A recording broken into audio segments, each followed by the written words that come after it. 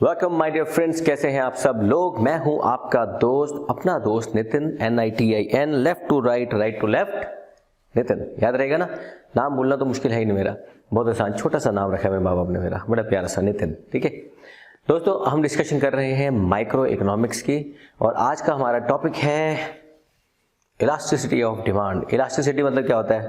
जैसे होता है ना, हम लोग बातों को बड़ा खींचते हैं, मुद्दा मिलेगा नहीं, आज की बात, कल की बात, गए कल की बात, आगे कल की बात, आज में जी लो यार। इलास्टिसिटी का मतलब क्या होता है कि अगर मैंने कहा कि किसी चीज में आप कुछ चेंजेस कर सकते हो तो क्या हो गया? इलास्टिक। मतलब अगर किसी चीज के अंदर इलास्टिसिटी है मतलब आप उसको कम ज्यादा कर सकते हो। मतलब आप चाहो तो डिमांड को ज्यादा कर लो, डिमांड को कम कर लो, आपकी मर्जी है, आप स्ट्रेचिंग कर सकते हो उसके अंदर, इलास्टिक है। हम हमेशा चाहते हैं कि हमारी बॉडी थोड़ी इलास्टिक बन जाए, लेकिन क्या करें, हम जितना मर्जी हिल लें थोड़े से इन इलास्टिक होते जा रहे हैं। इन इलास्टिक क्या होता है? मतलब इन इलास्टिक मतलब जिसको आप चेंज नहीं कर सकते, दैट इज इन इलास्टिक। अब इसके अंदर ना कुछ वेराइटी होती है। अब इलास्टिसिटी के अंदर क्या मतलब होता है? कुछ थोड़े से इलास्टिक होते हैं, कुछ ज़्यादा इलास्टिक होते हैं, कुछ बिल्कुल इलास्टिक नहीं होते, कुछ थोड़े कम इलास्टिक, ऐसे होता है ना, बहुत ज़्यादा इलास्टिक, कम इलास्टिक, बिल्कुल इलास्टिक नहीं है, जीरो इलास्टिक, ऐसे हम कहते हैं कुछ वेराइटी ऑफ इलास्टिसिटी। जब हम डिमांड की बात करते हैं तो इसकी जो इलास्टिसिटी होती है इसको हम तीन डिफरेंट पैटर्न पे पढ़ सकते हैं। हालांकि अभी क्योंकि मैं बुक फॉलो कर रहा हूँ स्कूल लेवल की, तो हम एक पर्टिकुलर इलास्टिसिटी की बात करेंगे। बाद में हम जब कॉलेज लेवल की पढ़ाई करेंगे तो उसको ऐड करते करते उसके अंदर हम, तो आपको कमेंट में लिखना पड़ेगा कि सर ये हमारे सिलेबस में है, हमें करा दो, तो मैं वो करा दूंगा बाद में। ठीक है, जब इलास्टिसिटी ऑफ डिमांड की बात आती है तो देखो सीधी सी बात है, it is totally depending upon law of demand, जहां पे एक प्रोडक्ट का प्राइस होता है और एक उसकी क्वांटिटी डिमांडेड होती है। ठीक है, लेकिन हम प्राइस और क्वांटिटी की बात जब करते हैं तो उसको हम बोलते हैं, जिसके पैटर्न बोलता हूं मैं, उसको बोलते हैं प्राइस इलास्टिसिटी ऑफ डिमांड। कभी कभी हमारी कंपनी कह रहा हूं, कभी कभी हमारे कंज्यूमर के लिए हम जानना चाहते हैं कि उसकी इनकम के हिसाब से कितनी क्वांटिटी डिमांडेड रहेगी, तो हम उसको बोलते हैं इनकम इलास्टिसिटी।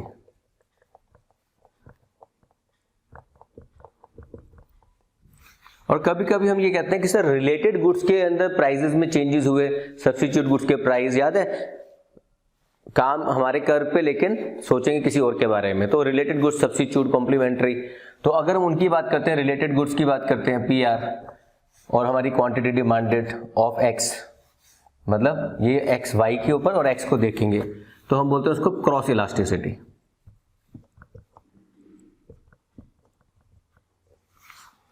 अब इलास्टिसिटी के अंदर जो आज हम फोकस करने वाले हैं, जो आगे क्लासेस में आज हम करेंगे इस बारे में, that we will focus upon price elasticity of demand.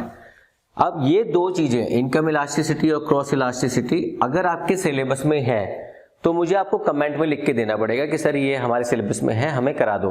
क्योंकि अभी जो मैं NCERT की और जो दूसरी बुक्स फॉलो कर रहा हूँ 11th-12th के हिसाब से, उसमें ये टॉपिक्स अभी फिलहाल नहीं है। हालांकि जब मैंने अपनी ग्रेजुएशन कहूँगा या 12th की थी, मेरे टाइम में 12th में माइक्रो इकोनॉमिक्स थी, 1995-96 की बात कर रहा हूँ मैं, थोड़ा बूढ़ा आदमी हूँ मैं। तो उसके अंदर क्या है कि तब हमारे पास सारी इलास्टिसिटीज थी, इनकम इलास्टिसिटी, क्रॉस इलास्टिसिटी, इस तरह से हमारे बहुत सारे मेथड्स होते थे, उसको हम पढ़ते थे। अब क्योंकि हम बेसिक समझ रहे हैं, फ्रेमवर्क को समझ लो। जब हम प्राइस इलास्टिसिटी की बात करते हैं, इसको निकालने के दो तरीके होते हैं, दो तरीके हैं इसको निकालने के। एक प्रोपोर्शनेट मेथड या परसेंटेज मेथड। परसेंटेज मेथड,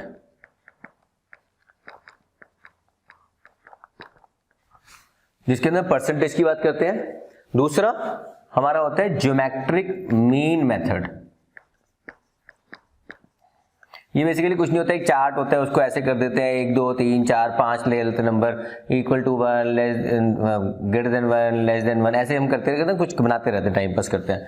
लेकिन ये तो हमारा ग्राफिकली हो जाता है बड़ा आसानी से। ये होता है जो हमारे कैलकुलेशन बेस होता है। इनकम इलास्टिसिटी में सिर्फ परसेंटेज मेथड, क्रॉस इलास्टिसिटी में percentage method. Geometric mean method is used only for price elasticity of demand.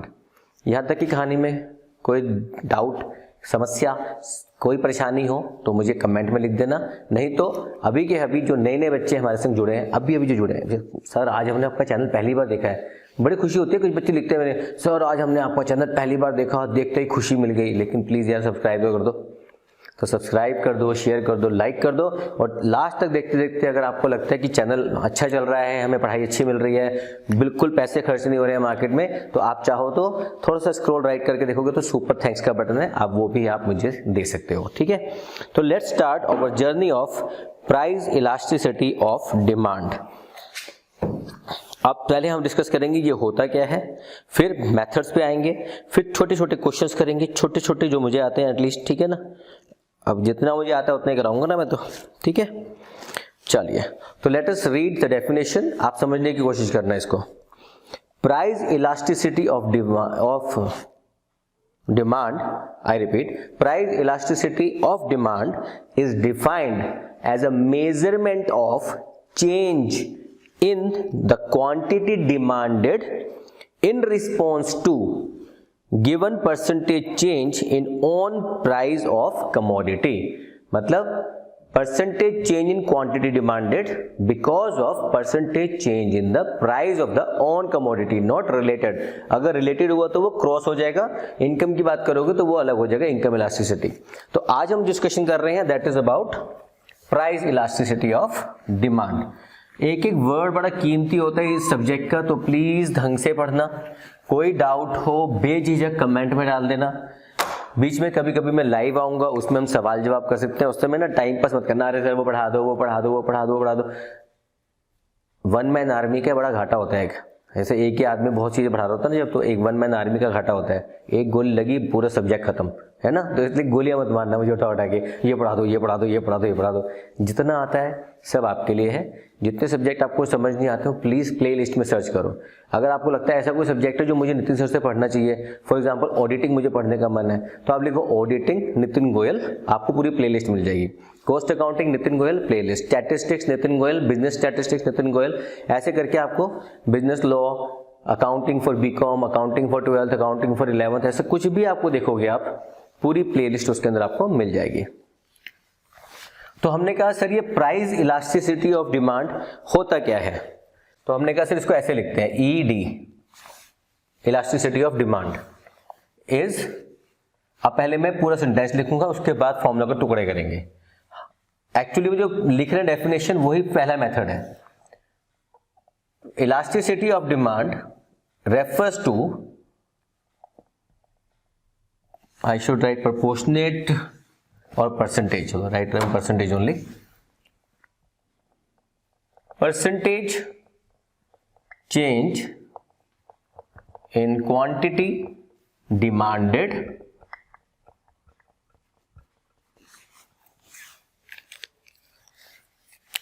in response to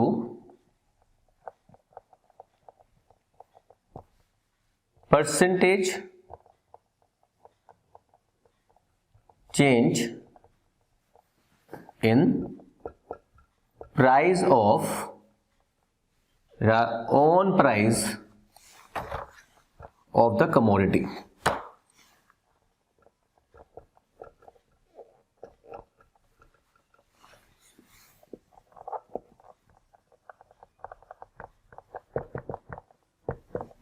तो मतलब क्या है, इसमें फोकस किस पे करना है, एक तो ओन प्राइस और उसकी क्वांटिटी डिमांडेड उसके प्रपोर्शन में। अब इसका प्रपोर्शन का मतलब क्या होता है, आपने बचपन में गेम खेला होगा बड़ा सही से, टिप टॉप, मतलब मैं भी चला तू भी चल, एक कदम मैंने बढ़ाया तू भी बढ़ा, टिप टॉप, है ना। अब सपोज तुमने बढ़ाया एक कदम और मैंने बढ़ाया 2 कदम, तो तुम्हारे रिस्पॉन्स में मैंने, तुम्हारे चेंज के कारण मैंने क्या रिस्पॉन्स दिया, यही आप बिजनेस स्टैटिस्टिक्स में या स्टैटिस्टिक्स में टॉपिक पढ़ते हो, कोरिलेशन, यही है वो, लेकिन नाम आगे correlation. How one variable respond in the change of with the change of another variable. तो हमने कहा हमारे पास वेरिएबल कौन से हैं, हमारा पहला वेरिएबल है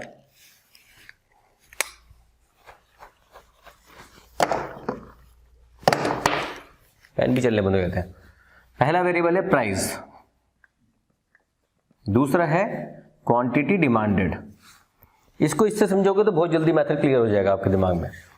पहले प्राइस था मेरा 10, तो मैंने मांगा 20। अब प्राइस हो गया मेरा 20, तो मैंने मांगा 10।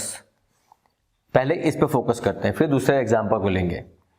तो अब आप देखो ये क्या चीज है मेरे लिए, ये है P1, ये क्या है, ये P0 और ये है P1, ये क्या है Q0, ये है Q1। अब इन दोनों में कितना चेंज हुआ, चेंज हुआ 20 माइनस 10 मतलब 10 का चेंज हुआ।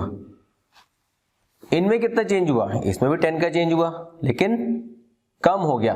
ऑफ कोर्स कम ही होगा ना, लॉ ऑफ डिमांड का मतलब क्या है कि अगर प्राइस बढ़ा तो डिमांड कम हो जाएगी। अब हमने कहा कि सर परसेंटेज चेंज कैसे निकालते हैं। परसेंटेज चेंज निकालने का तरीका क्या होता है, इसको डेल्टा लिखते हैं। डेल्टा का मतलब होता है साइन ट्रायंगल ऐसे बना के डेल्टा। तो सबसे पहले डेल्टा क्या होता है, चलो पहले डेल्टा निकालते हैं। ये बहुत आसान सी चीज है, अगर आप इसको समझ लोगे तो बहुत जल्दी जल्दी क्लियर हो जाएगा।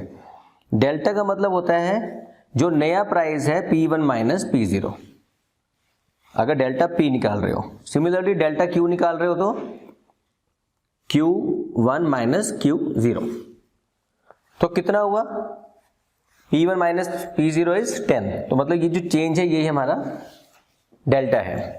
अब हमने कहा सर परसेंटेज कैसे निकालते हैं, तो बहुत आसान है sir, P1 minus P0 upon में P0 मल्टीप्लाई बाय 100, मतलब जो आपने निकाला ये आपका डेल्टा परसेंटेज में आ गया कि कितना परसेंट चेंज हुआ।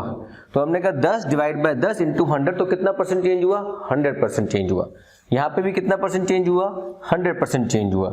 तो हमने कहा percentage change in quantity is Q1 minus Q0 upon में Q0 मल्टीप्लाई बाय 100, ये हो गया डेल्टा। तो हमने कहा इलास्टिसिटी ऑफ डिमांड कैसे निकलेगी, ये हो गया हमारा फॉर्मूला। तो फॉर्मूला के अंदर जो हमारा पहला मेथड है वही है हमारा परसेंटेज मेथड। और परसेंटेज मेथड के अंदर हमें जब इलास्टिसिटी निकालनी होती है तो उसका जो फॉर्मूला आपकी बुक्स में गिवन है, मैं उसी को फॉलो करूंगा जो बुक्स में गिवन है।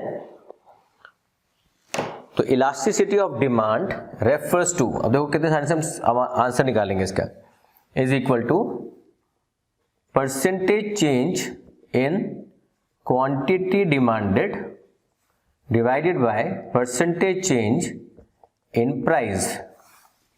ये हो गया।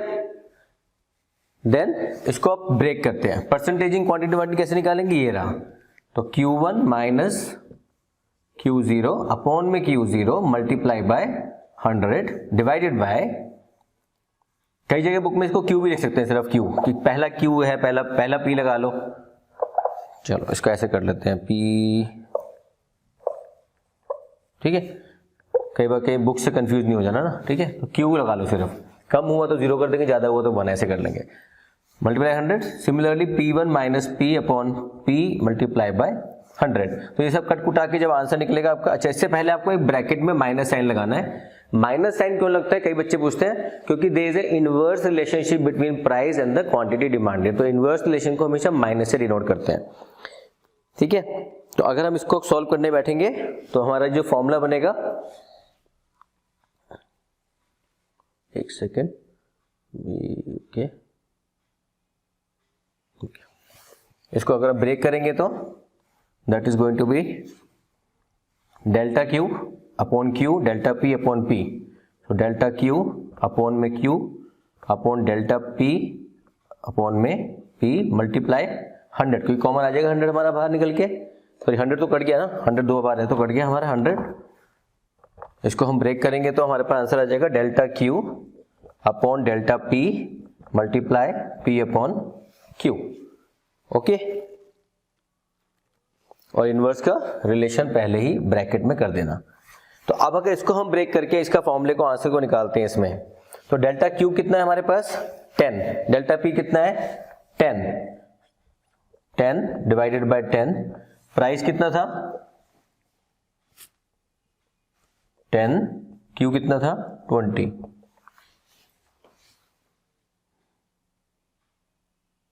Q upon delta P, P upon Q, ये हमारे पास, इसको सॉल्व करेंगे हम तो आपका आ जाएगा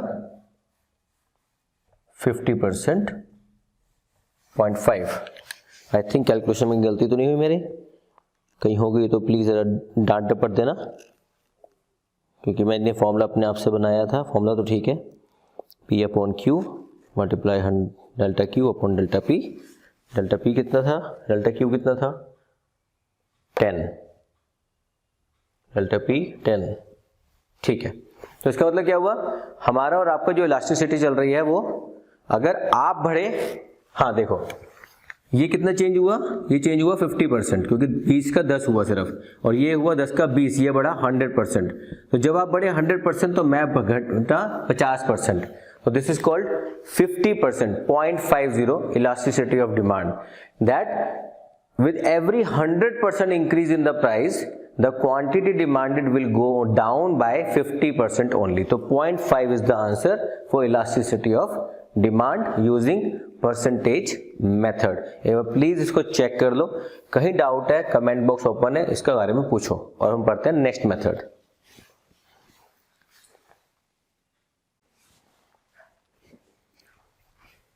दोस्तों जो हम बात कर रहे हैं पूरे फॉर्मूलाज की, अगर हम, तो आपने फोकस क्या करना है, ये वाला मेन अगर याद रहे, percentage in quantity demanded upon percentage in the price of the on commodity, यानी कि रिलेटेड कमोडिटी।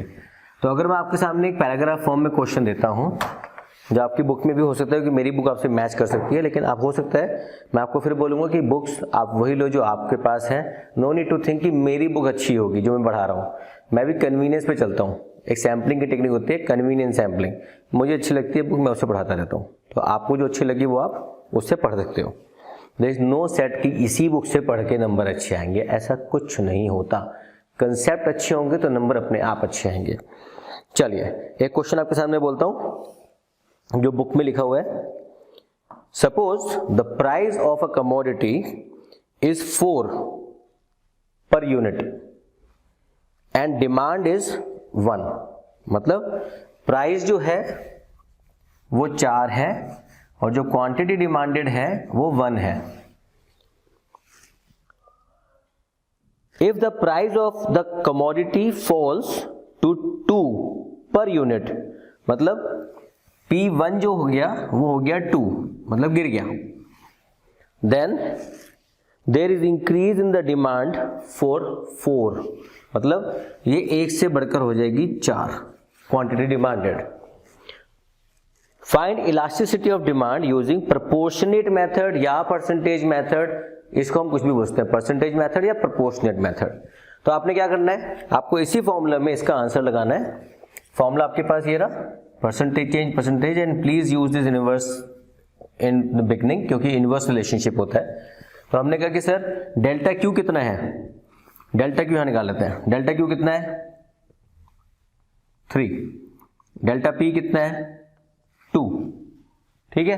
तो डेल्टा क्यू अपॉन क्यू, तो मतलब 3 divided by 1 multiply 100 divided by delta P कितना है 2 डिवाइडेड बाय 4 मल्टीप्लाई 100, ठीक है। तो इसका मतलब क्या हो गया, delta Q upon delta P, formula तो एन वाला ये चलेगा फाइनली हमारा। तो डेल्टा क्यू कितना है 3, डेल्टा पी कितना है 2 मल्टीप्लाई पी कितना है 4 डिवाइडेड बाय 1, तो 6, मतलब 60% ज्यादा बढ़ूंगा मैं। मल्टीप्लाई 100 करके 0.66 आ गया ना, 6 मतलब 60% हो गया एक तरह से। अगर आपने बढ़ा, तो अगर आप 1% घटे तो मैं 6% बढ़ जाऊंगा। अगर आप 1% बढ़े, मतलब अगर आप गिरे 50% तो मैं बढ़ गया 600%, समझ रहे हैं। तो अगर आप गिरे 1% तो मैं बढ़ जाऊंगा 6%। This is called elasticity of demand. तो इसको लिखने का तरीका ये होता है, when you find the answer elasticity of demand is equal to 6, आपको लिखना क्या है, आपको इसके लिए लिखना पड़ता है स्टेटमेंट, विद एवरी 1% डिक्रीज और change in price, the quantity demanded will increase by 6%। तो आप अगर एक कदम बढ़ाओगे ना सर, तो हम 6% बढ़ाएंगे। तो अगर दिल्ली वगैरह में घूम रहे हो, अगर गाड़ी चला रहे हो ना, तो गलती से गाड़ी की टक्कर हो जाए, पहली बात तो टक्कर होनी नहीं चाहिए, गलती से कोई भीड़ भड़ा हो जाए, आपस में थोड़ा सी तू मैं में हो जाए, तो तुम मुझे 1 दोगे ना तो मैं तुम्हें 10 दूंगा, ऐसा हाल होता है। तो मुझे 1 दो, मैं तुम्हें 5 और दूंगा। इलास्टिसिटी बड़ी हाई है दिल्ली वगैरह में, एवरीबडी इज फ्रस्ट्रेटेड, पता नहीं क्यों ऐसा क्यों होता है। हर कोई खुश रहना चाहिए ना, मैं भी दिल्ली में हूँ, खुश रहना चाहिए लाइफ के अंदर। ओके चलो यहाँ तक क्लियर हो गया, प्रोपोर्शनेट मेथड इज क्लियर। इसके बाद हम शुरू करते हैं ज्योमेट्रिक मीन मेथड। तो चलो पहले वो देखते हैं।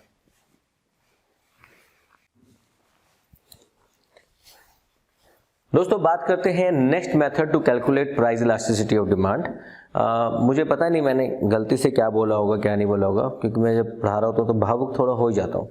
शायद मैंने गलती से, मुझे याद आ रहा है क्योंकि जब मैंने मेथड का नाम लिखा दोबारा से, तो शायद मैंने पीछे ज्योमेट्रिक मीन मेथड लिख दिया होगा। वो ज्योमेट्रिक मीन नहीं है, ज्योमेट्रिक मेथड है सिर्फ, ठीक है। तो काट के वो मीन काट देना, दिमाग से उतार देना। एनीवेज ज्योमेट्रिक मेथड में करना क्या है, आपने कुछ नहीं करना, आपने कर्व बनाना है, डिमांड का ग्राफ बनाना है और इसको 2 टुकड़ों में बांट देना है, एक निचला हिस्सा एक ऊपरी हिस्सा, मतलब lower segment of the curve, upper segment of the curve, mid point of the curve. अब इसको कैसे पढ़ना है, ऐसे पढ़ना है। आपके पास टोटल जो है वो mn है, ठीक है, mn is my demand curve, जिसमें से हमारा pn जो है दैट इज लोअर सेगमेंट, और जो mp है दैट इज अपर सेगमेंट। जो इलास्टिसिटी ऑफ डिमांड आप निकालते हैं दैट इज इक्वल टू, आपको फॉर्मूला याद रखना है हमेशा, lower segment divided by upper segment, that is my particular elasticity of demand.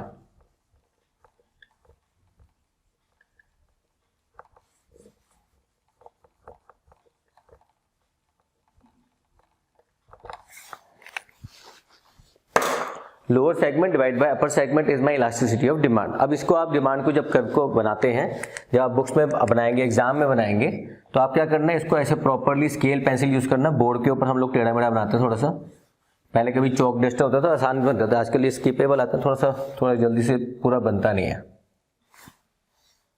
0 आपने क्या करना है, सबसे पहला पॉइंट है आपका m, दूसरा आपका सेंटर पॉइंट है that is p, last point है आपका n।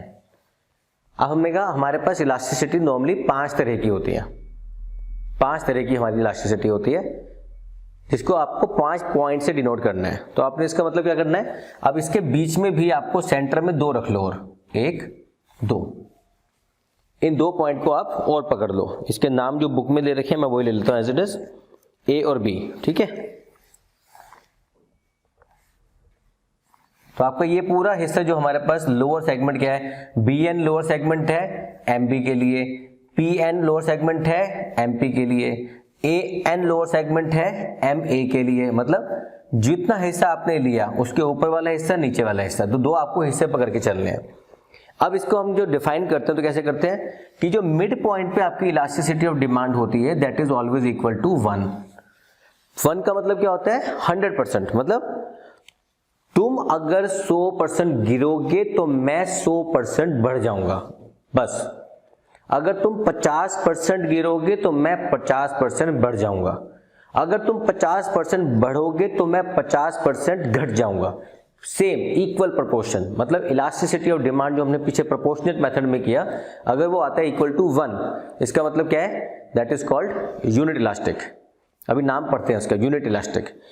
हमने कहा सर n पे अगर है तो हम यहीं खड़े हो गए, तो इस पॉइंट पे ED इज इक्वल टू 0 कि बॉस कम वॉट, मुझे तो प्राइस क्वांटिटी जो भी लेनी है इसी प्राइस पे लेनी है, मैं तो घुलूंगा तक नहीं, मतलब जो भी मेरी प्राइस है बस इसी के ऊपर है, बस मैं नहीं हिलता। I will fluctuate on my price but not quantity, quantity will remain same. तुम जितना मर्जी ऊपर कर लो नीचे कर लो, लेकिन प्राइस क्वांटिटी मेरी सेम रहेगी। It will become horizontal to the X axis, Y axis, ठीक है। दूसरा पॉइंट आता है m के अंदर क्या होगा, elasticity of demand is equal to infinity. Infinity का मतलब क्या होता है कि बॉस प्राइस चेंज नहीं होगा, क्वांटिटी भले चेंज करते चले जाओ, क्वांटिटी जितनी मर्जी कर लो, प्राइस चेंज नहीं होगा। तुम प्राइस चेंज ही नहीं करोगे, हम क्वांटिटी चेंज करते रहेंगे, that is become highly inelastic, highly elastic. या आपको चेंज, जहां क्वांटिटी चेंज नहीं होगी इनइलास्टिक, जहां क्वांटिटी चेंज हो सकती है इलास्टिक। ये याद रखना, इलास्टिक मतलब क्वांटिटी में चेंज। मैंने कहा सर आप 100% चेंज हुए, मैं थोड़ा सा ज्यादा हो जाऊं तो चलेगा क्या? हाँ हो सकता है ना, कोई दिक्कत नहीं, आप थोड़ा सा ज्यादा हो जाओ तो elasticity of demand is greater than 1 at this point. आप देखोगे तो ए एन का जो हिस्सा है वो एम ए से छोटा है, तो मतलब इलास्टिसिटी ज्यादा है और ये कम है, तो इसका मतलब ईडी इज मोर देन 1, और यहाँ पे ईडी इज लेस देन 1। मतलब देखो ये हिस्सा छोटा है और बाकी हिस्सा बड़ा है। मतलब कैसे निकाला हमने कि हम क्वांटिटी फिक्स तो रखेंगे लेकिन थोड़ा चेंज करते रहेंगे। मैं ज़्यादा नहीं बढ़ूंगा, मैं ज़्यादा नहीं घटूंगा, लेकिन कम ज़्यादा होता रहेगा। अब इसको डिफाइन कैसे करते हैं? नाम के हिसाब से। मतलब अगर इसको आपको लिखना हो इस तरह से कि elasticity of demand is equal to 0, या कैसे लिखना है, इनके नाम मैं आपको दिखाता हूँ कैसे लिखना है आपको। Greater than elastic, unit elastic, infinity elastic, in elastic, ऐसे बोलते हैं। इसके नाम बताता हूँ आपको बोले मैं।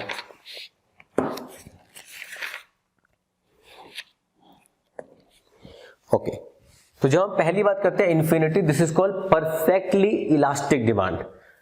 तो अब मैं यहां पे लिखता रहता हूं, लोअर सेगमेंट तो आपको याद रहेगा। पहले पॉइंट पे मैंने कहा एम पे क्या हिस्सा है, ED is equal to infinity, मतलब हाईली इलास्टिक, मतलब perfectly elastic demand.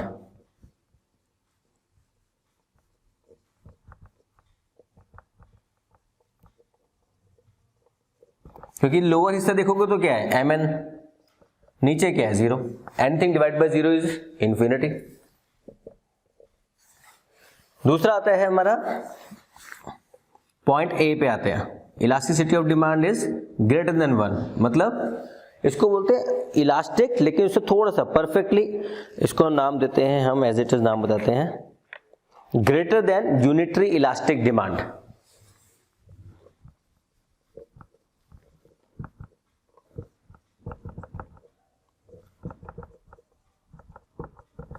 Greater than unity मतलब ए और एन का जो हिस्सा है वो एम ए से बड़ा है, तो मतलब A N divided by M A. आप खुद दिख रहा है कि ये हिस्सा हमारा बड़ा है, ये छोटा है, इसको इस तरह से आप निकाल सकते हो। फिर आता है हमारा point P, elasticity of demand is equal to 1, तो इक्वल टू 1 हो गया, तो मतलब इसको बोलते हैं हम unitary elastic demand. Unitary elastic मतलब तुमने जितना चेंज किया उतना ही हमने किया अपोजिट डायरेक्शन में।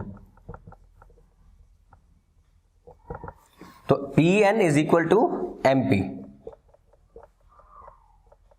विच is equal to 1, which is equal to greater than 1, ऐसे करते हैं। फिर आता है हमारा पॉइंट बी।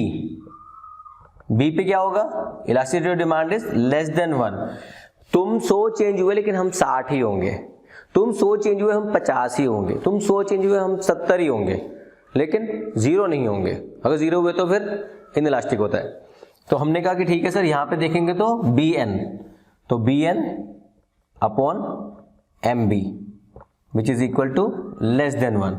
तो इसको क्या बोलते हैं हम, less than unitary elastic,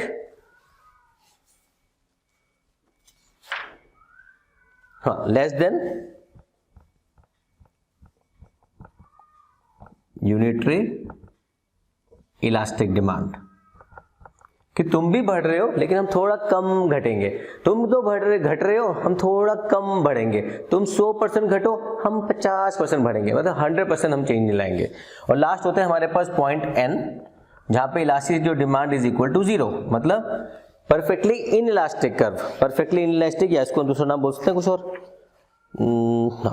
perfectly in elastic.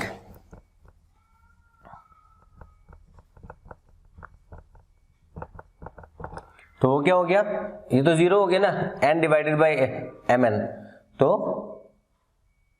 Nothing is there divided by M N, 0 is 0, तो इलास्टिसिटी डिमांड इज 0। तुम जितना मर्जी बढ़ लो, घट लो, घट लो, बढ़ लो, हम तो वहीं के वहीं रहेंगे, हम ढीठ हैं। अब इन ढीठ को, इन पांचों को आपको ग्राफ पे दिखाना, तो कैसे दिखाओगे, 1 बाय 1 सारे ग्राफ बना रहा हूं, इसको प्लीज फोकस होकर देखते रहना ताकि आपकी क्लैरिटी दिमाग में बनी रहे, ठीक है।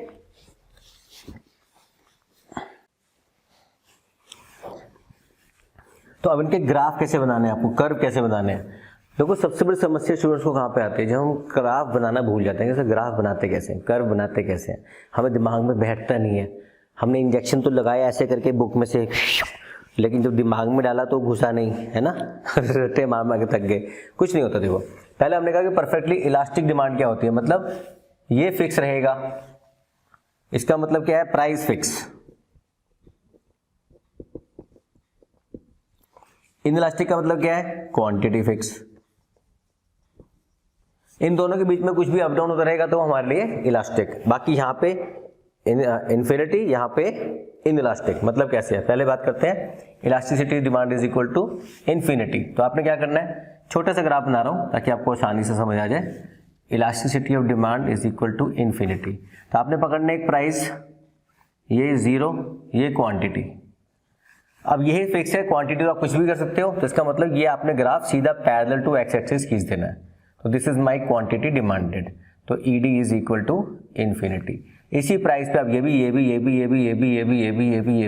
जितनी भी क्वांटिटी मांगोगे इस प्राइस पे ही मांगोगे, no other go. This is my elasticity demand is equal to infinity. इसी का अपोजिट भाई क्या होता है, इलास्टिसिटी डिमांड इज इनइलास्टिक, मतलब जीरो। प्राइस यहां पर है, Q यहां पर है, Q फिक्स हो गया सर। मतलब प्राइस जितना मर्जी अप डाउन डाउन अप कर लो, quantity will remain same parallel to Y axis. अब चाहे जितना मर्जी प्राइस कर लो आप अप डाउन डाउन अप, लेकिन क्वांटिटी विल रिमेन सेम। यहां पे जितना मर्जी कर लो price will remain same. Sir ऐसा कोई एग्जांपल हो सकता है? हाँ बिल्कुल हो सकता है, इसलिए तो आयो पढ़ाने के लिए। एसेंशियल, ऐसे गुड्स जिसको आप कहते हो कि ऐसे गुड्स हैं जिसके अंदर जितना मर्जी रिक्वायरमेंट कर लो, प्राइस जितना मर्जी अप करो, प्राइस जितना मर्जी कम कर लो, हमारी डिमांड सेम रहेगी। जैसे सॉल्ट, शुगर, जितना मर्जी कर लो सर, प्राइस चाहे कम कर दो चाहे ज़्यादा, सॉल्ट तो चाहिए, मसाले तो चाहिए घर में खाना खाने के लिए, हमारी रिक्वायरमेंट है ये। एक शुगर का मरीज़ है, कोई ब्लड प्रेशर का मरीज़ है, सर कुछ भी कर दो, प्राइस धम धाम ऊपर नीचे कर लो, बेचारे को एक BP की गोली खानी ही खानी है, एक शुगर की गोली खानी ही खानी है। तो क्या करोगे, कुछ नहीं कर सकते ना, आपको खाना ही पड़ेगा दोस्त। अब प्राइस जितना मर्जी ऊपर करो चाहे प्राइस जितना मर्जी नीचे, डेली की एक गोली खानी ही खानी है। तो क्या हो गया उसके लिए, क्वांटिटी इज फिक्स, जितनी चाहिए उतना चाहिए ही चाहिए। दूसरे में प्राइस सर इतना ही है, गवर्नमेंट ने बोल दिया, सरकार ने बोल दिया। पेट्रोल, देखो एग्जाम्पल देता हूँ, यहाँ पे बोलो पेट्रोल, यहाँ पे लिखो सॉल्ट। सरकार ने बोला भैया पेट्रोल का दाम 100 रुपये है, एग्जाम्पल, भगवान न करे, लेकिन 100 रुपये का पेट्रोल है। अब आपको 5 लीटर डलवाना है तो भी 100 का डलेगा, 1000 लीटर डलवाना है तो भी 100 का डलेगा, मतलब 100 रुपये पर लीटर ही चलेगा।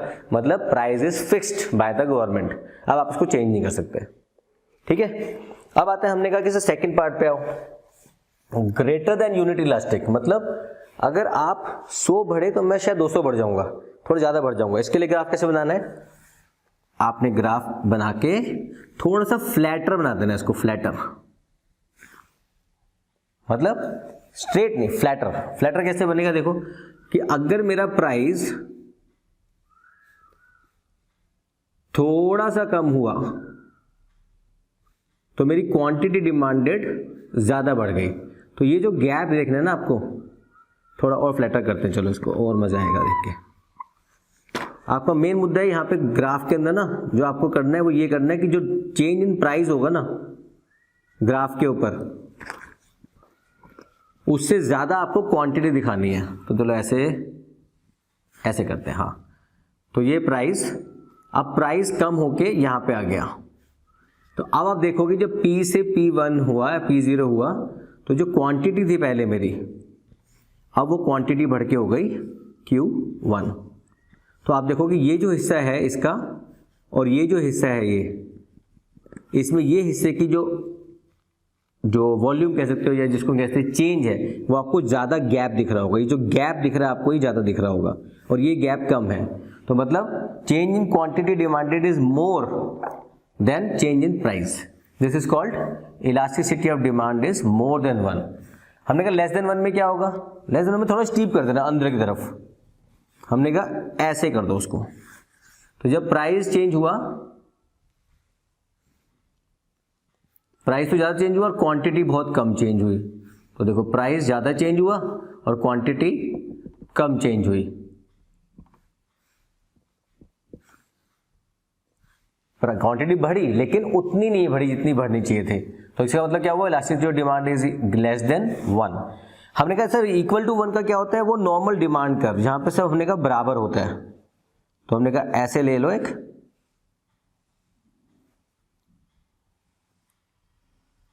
दोनों का जो साइज होगा, दोनों का जो गैप होगा वो बराबर होगा, इक्वल होगा वो, दैट इज दिस पोर्शन जो है चेंज, डेल्टा चेंज वगैरह वो सेम होगा। तो elasticity demand is equal to 1।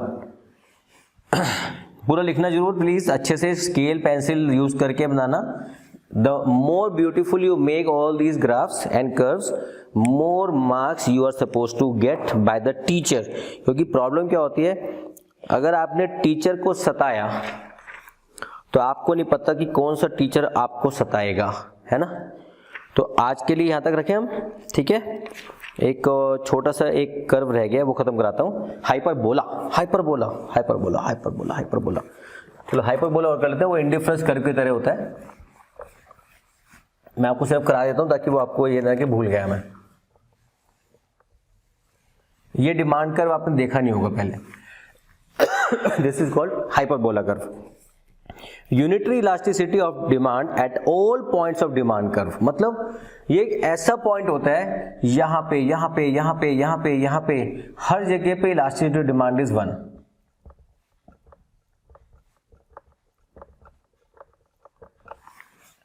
मतलब हमने तो वैसे देखा था ना, अगर आप एक सिंपल स्ट्रेट अपने स्लोप डाउनवर्ड करते हैं तो हमारे पास 5 तरह की इलास्टिसिटी है।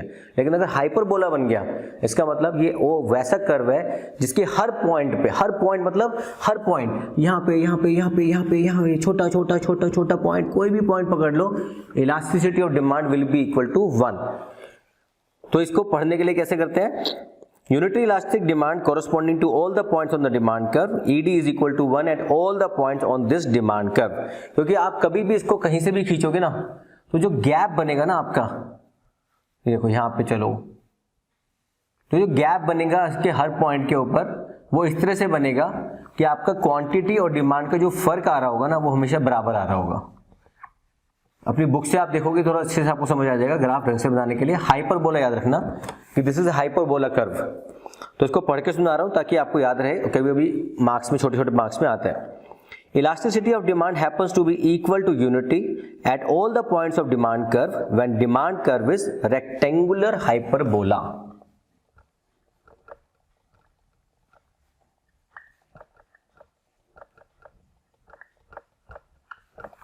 हाइपरबोला जैसे इंडिफरेंस कर्व में पढ़ा था हमने।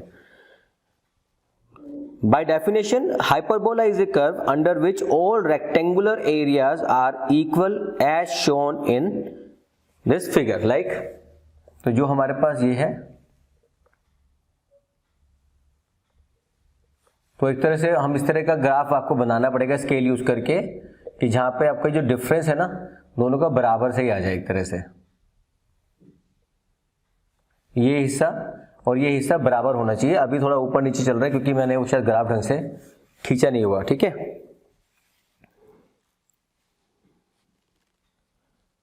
So because each rectangular area shows total expenditure on the commodity, the obvious conclusion is the total expenditure on the commodity remains constant। क्योंकि मेरे पास जितनी औकात है मैं पूरा का पूरा पैसा खर्च करूंगा। इसमें एक assumptions होती है, एक बड़ी अच्छी assumption ये होती है, it is assumed that consumer will use his entire money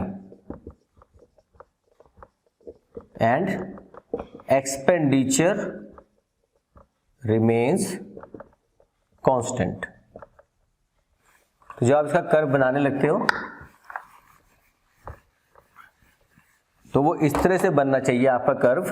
कोशिश मैं दोबारा करके देखता हूं कि आप जब इसका कर्व बनाओगे तो इस तरह से बनना चाहिए कि आप इसके 2 पॉइंट पकड़ लो, एकदम टॉप के थोड़ा सा यहाँ पे और एक लास्ट के थोड़ा सा यहाँ पे पकड़ लो। कुछ चांसेस हैं कि शायद ढंग से बन जाए, ठीक है। फिर यहाँ पे जब बनाओगे आप, तो ये जो हिस्सा आपका जब बनना चाहिए ना, ये हिस्सा, ये हिस्सा, ये हिस्सा बराबर आना चाहिए, जो कि अभी नहीं आ रहा क्योंकि मैं रफली कर रहा हूँ, स्केल यूज नहीं कर रहा, ठीक है। तो अब आपने क्या करना है, इस पूरे चैप्टर को दोबारा से पढ़िए, फिर उसके बाद हम पढ़ेंगे अगली क्लास में what are the factors of price elasticity और डिमांड। वो आपने जो आपने फैक्टर्स और डिमांड पढ़े वही आपके फैक्टर्स यहाँ पे आएंगे, बस आपको कम ज़्यादा के हिसाब से आपको चलना है। तो इसको चैप्टर को ढंग से पढ़ो, कोई डाउट हो मुझसे आप कमेंट बॉक्स में लिखो, कोई एक्स्ट्रा टॉपिक छूट गया हो कुछ तो आप लिख देना कि सर ये नहीं कराया, ये भी करा दो, तो मैं जितनी जल्दी होगा उसकी वीडियो बना के आपके सामने पेश कर दूंगा। और जब लाइव क्लास होंगी उसमें आप सवाल जवाब करना, हम डिस्कशन करेंगे उसके बारे में, ठीक है। सो अभी जाने से पहले फिर से सुपर थैंक्स दे दो चलो सुपर थैंक्स आपकी मर्जी है, बट सब्सक्राइब शेयर लाइक ये बहुत ज़रूरी है। हर उस बच्चे तक इस वीडियो को पहुंचाओ जिसके पास पैसे नहीं है पढ़ने के लिए, एटलीस्ट वो पैसे बचा सकता है, उन बचे हुए पैसे में छोटा सा मुझे सुपर थैंक्स कर सकता है। All the very best, take care, take bye bye.